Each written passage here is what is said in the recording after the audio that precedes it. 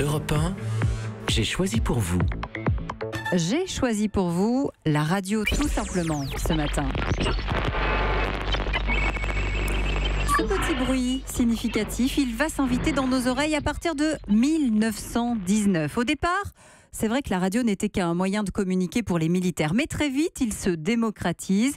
Les longueurs d'onde se font plus longues, on peut émettre de plus en plus loin et la TSF débarque dans les familles. Le soir, on y entend les bulletins météo et de la musique. Mais c'est en 1921 que Radio Tour Eiffel à Paris va diffuser un tout premier concert. Ensuite, le mouvement s'accélère.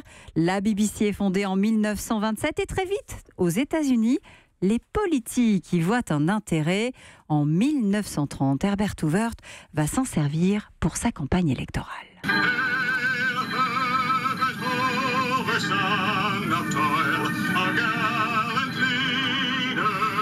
Mais la radio, c'est aussi des événements phares dans l'histoire. 1940, ça nous vient directement de Londres.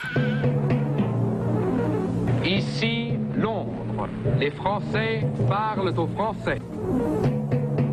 L'appel du général de Gaulle. Et ensuite, le poste devient tout simplement indispensable. Et désormais, on l'emmène partout. Le transistor, meilleur ami des familles, accompagne les jeunes sur les plames, dans les surbooms.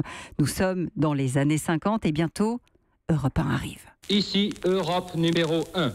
Hier ist Europa Nummer 1. This is Europe number 1.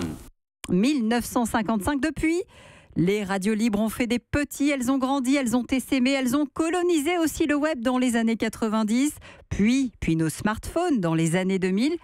Pourquoi est-ce que je vous en parle au fait ce matin ? J'allais oublier, c'est la 7e journée mondiale de la radio aujourd'hui.